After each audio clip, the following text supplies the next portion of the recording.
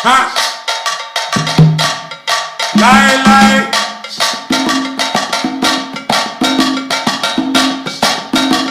We don't. Ha! Last time on the Ba.Bl, we spoke with Wesley about his bout with depression and what happened to him in Brazil. Well, around April of 2020, Wesley was recovering, and my mother and I had tickets to Vegas, and they were going to expire in a week or so. So we had to use them right away, and COVID had just started coming around America at that time, and we didn't know that much about it yet. So we went to Vegas, and it was a little bit strange.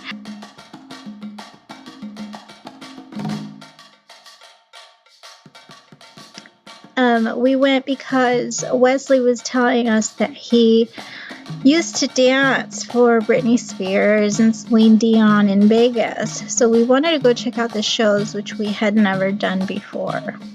And oh my God, we went and got a first row ticket to Mariah. And it was amazing. Mariah was awesome. Her voice was incredible. And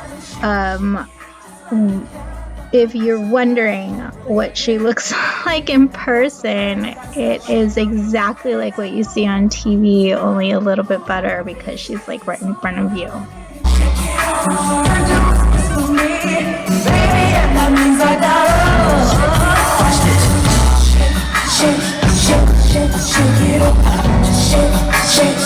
I've been to Vegas so many times in my life. It didn't seem like I could see anything brand new, but we did get to see the menopause show, and the dancers in the Mariah Carey concert were amazing. So it was a great trip. But when I got back, I went straight back to work, and everybody heard that I had just gone on a trip, and they were a little bit worried about me catching COVID. My cat got sick, which is really why I thought I had COVID, because something was affecting my cat, a bacterial infection. So that week, my cat was terribly, terribly sick, and we got a warning from the pet hotel that there's no way that they'll ever be able to take him again, and that he needs to see the doctor.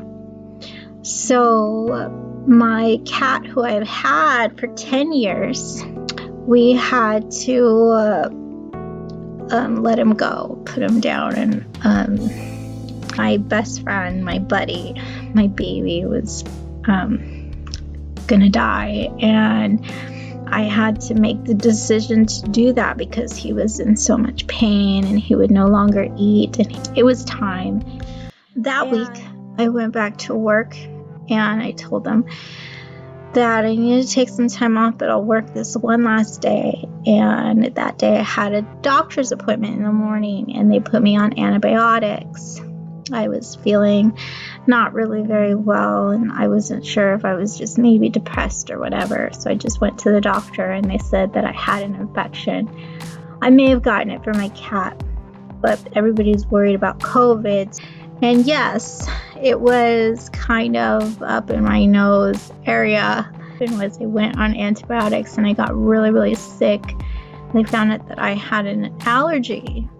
So my mom and I thought that maybe I had the COVID-19, and I was just reacting to the antibiotics because of the COVID. The doctor wasn't really sure that she wanted to call it an allergy, but I was terribly, terribly sick for 10 days, and I thought I was dying. I was having all the worst symptoms, front and the back and the sideways and whatever. But they told me to get off of the antibiotics. But it took me another 2 to 4 weeks, like a month, before I really actually recovered from that whole ordeal. Wesley had just come back from Brazil. They told me just to take it easy for a while. So, but I was not diagnosed with COVID. But there's not a way to tell because I wasn't tested for COVID. But nobody in my studio got sick from me. Nobody at work got sick from me either. So maybe they were right. About a month later, Wesley called me and he said, "Do you want to come back? Are you okay?" And I decided that maybe I'm a little bit bored at home. Maybe I should start dancing again. So we took it easy. The spins were a little bit hard for me for maybe another month or so. A lot of things did not change. We continue to dance together, we continue to practice, we continue to rehearse, we continue to get ready. We're just developing this new routine. So yeah, everything is still going. There was a big show coming up, I was told, and it was going to be the very first virtual spotlight they were going to try out on Facebook. So they told me to try to make a video for it. And I said, well, I'll just do my old choreography because I'm kind of tired. I just don't want to work on anything new. And meanwhile, I was taking a class, a series class with another teacher, Zoila. They decided to make that a video too. So I'm not really excited about the merengue unless it's in my blue heaven. That's my favorite merengue performance. But we went ahead and did it. And it happened to be a really good song. So I had 2 entries in this new show.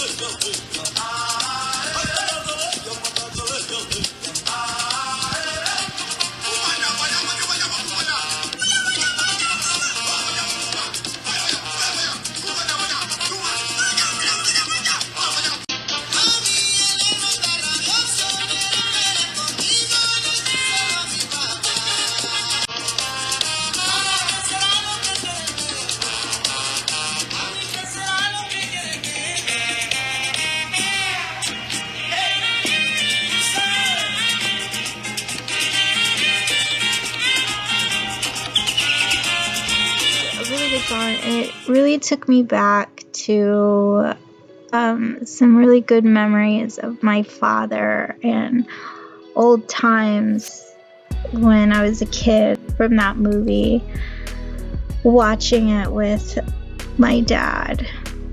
So we did this performance video. The streets were dead. It was like a ghost town. I didn't even need to wear a mask because we were 6 feet apart. Because the streets were so dead, it left a lot of really open space and we could shoot all day. So that was really a lot of fun for me. But at the same time, it was right before the protests started and it was kind of a weird, eerie feeling like, is this what the world is gonna be like now? What we were all worried about, it did happen, but it's not something that we can't get through.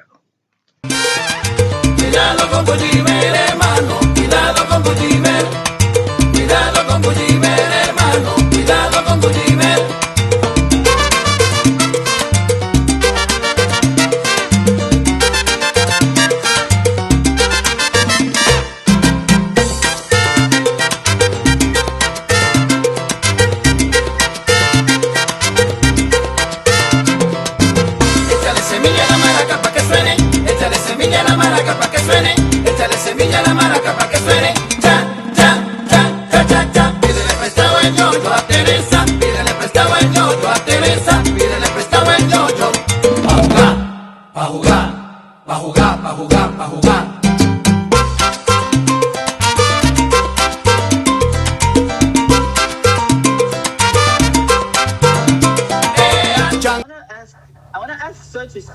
Xochitl, you stood in like 50 different locations.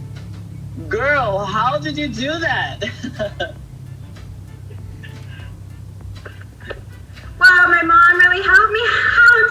I couldn't have done that. My mom helped me. She drove me everywhere, and she was like, "Oh, you gotta be this way. You gotta be to 1,000 times. It's so much fun." But it's really like we're so Sacramento proud, so we had to go everywhere. What was your favorite spot to do it in? I think it was the last one. We were at the Memorial Auditorium, and there was nobody there, so.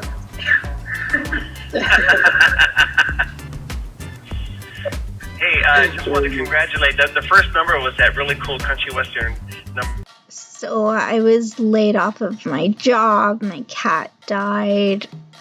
My teacher was recovering from a really bad experience with depression, and the world was in quarantine, and people were like dying left and right.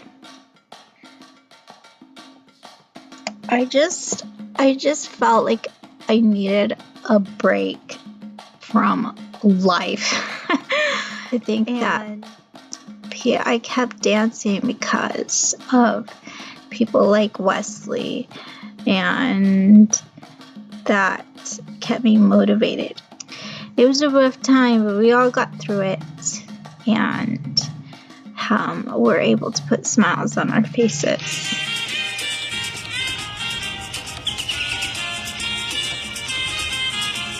Go, go, go,